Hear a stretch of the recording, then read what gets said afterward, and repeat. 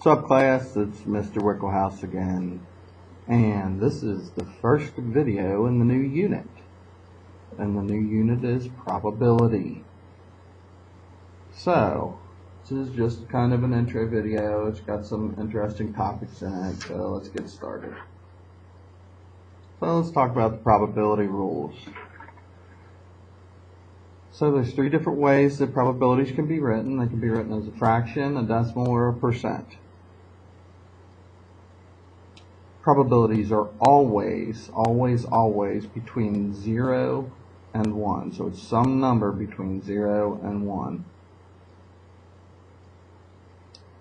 Probability of an event is written as P, which is the probability, and whatever the event may happen to be. An event and its opposite are called complements. And we also know that the probability of an event plus the probability of the opposite of the event is equal to 1. So while we're thinking about that, say that the probability of an event is 40%, so probability of an event is equal to 0.4. The probability of the opposite of the event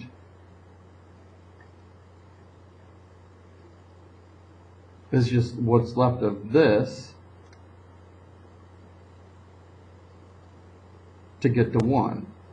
So that would be 0.6, because 0.4 plus 0.6 is equal to 1. Hopefully that makes sense. Also note that when we're writing these probabilities, that the probability of an event is equal to the success of the event and the total number of choices from the event. Okay, that'll make more sense here shortly. So, for instance, we've got a 6-sided die and we're going to roll the dice, and we want to find the probability.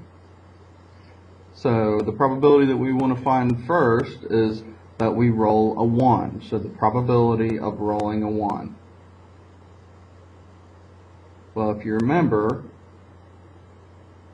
this is going to be success over the total number of possibilities. Well, there's 6 possibilities on a 6-sided die. 1, 2, 3, 4, 5, 6.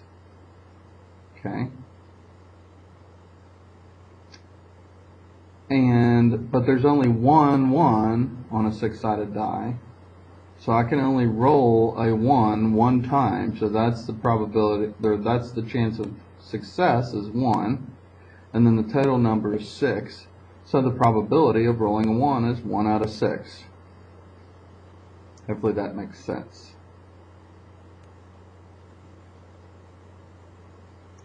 Okay. So this is the next example. So we're wondering what the probability of rolling a prime number on the die.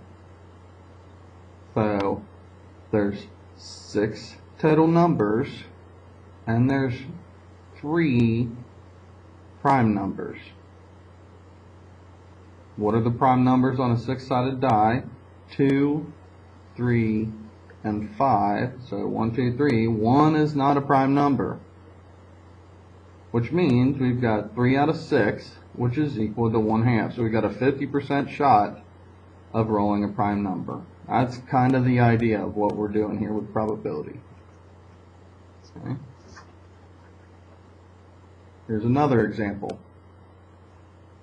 I'll go out of focus. Of course it went out of focus. Hold on. Let's get it back where we need it. There we go. Okay, so we want to find the probability. A card is drawn in a random deck from a standard deck, so 52 cards. Find the probability that the card that we draw is a diamond. Well, there's 13 of each suit, and a deck of cards. There's 52 total cards, which means that the probability of drawing a diamond is 13 out of 52, or 1/4. 25% of the deck are diamonds, so 1 out of 4. Another example is that we want to see what the probability of drawing a 2. So 2 diamonds, 2 hearts, 2 of clubs, 2 of spades. Well, there's only 4 2s in the deck, so there's 4 out of the total is 52, so that's a 1 out of 13 chance. Third example is the probability of drawing a face card. How many face cards are there in the deck? There's jacks, queens, and kings. There's 4 of each, so that's 12. 12 out of 52, or 3 out of 13. See how easy this is? Not too bad, is it? Alright. Odds. So what are the odds that you can do something? These are written a little differently than probabilities, or just ratios though. So odds are written as the number of successes to the number of failures. So for example, a jewelry box contains 5 white pearls, 2 gold rings, and 6 silver rings. What are the odds of drawing a white pearl from the jewelry box? Well, we've got 5 white pearls, so that's the number of successes. But then we've got 8 things, 2 gold and 6 silver, that could be drawn that are the number of failures. So the ratio is 5 to 8, or the odds are 5 to 8. Okay. Here's a different one. The probability that your horse will win its race is 3 out of 25. What are the odds in favor of it winning? Okay. So, got 3 chances for success. So remember, this is the success. But there's 24 chances that it's not successful because it's just one horse. Okay? So 3 to 24 are the odds, which we can reduce just like we would reduce a fraction. It'd be 1 out of 8. Okay? Alright. Here's some more vocabulary for you. We have things called independent events and dependent events. Independent events are the outcome of an event A does not affect the outcome of event B. Or in other words, we can think about that as with replacement. So for example, if we're drawing something out of a bag, we pick whatever it is out, we put it back in, then that is an independent event when we draw the next one. Okay. A dependent event, the outcome of event A affects the outcome of event B. So again, with the bag, if I draw something out of the bag, but I don't put it back, so it's without replacement, then I draw something else. Well, whatever I draw out of A, or out of the first event, is going to affect the second event because the piece from A is no longer in there. So it'll reduce the odds or the probability of picking something else.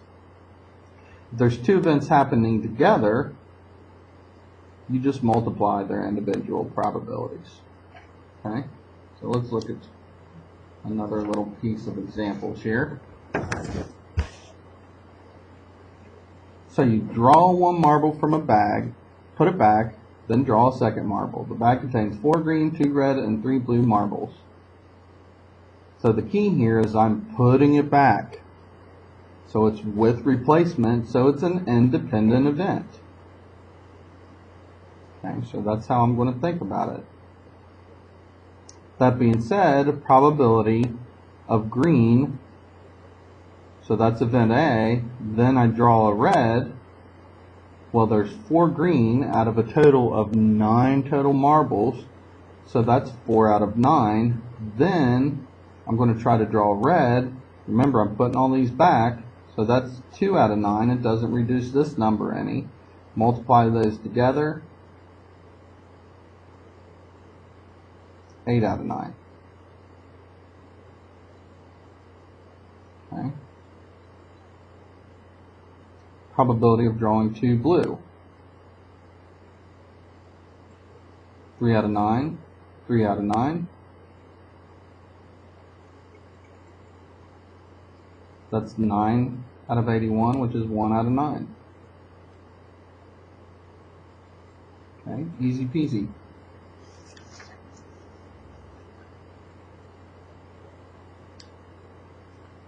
Here's another example. This one is of independent, or is of dependent, because we're drawing 2 cards from a standard deck and we're not putting them back. So it's dependent because it's without replacement.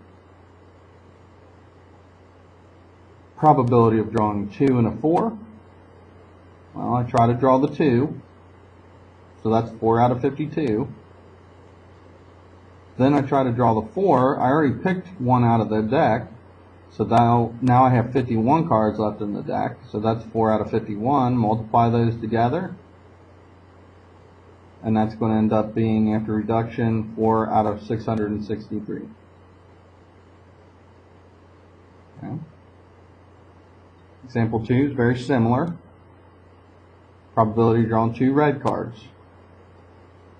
Well, there's 13 diamonds, 13 hearts. That means there's 26 total red cards. So I pick one out of the first event here. That's 26 out of 52. The second event I already picked one, so there's only 25 left. And then there's 51 cards, because I already picked one from that. Multiply those together, reduce, I get 25 out of 102. And that's kind of the idea. That's all there is to it. I'll talk to you later.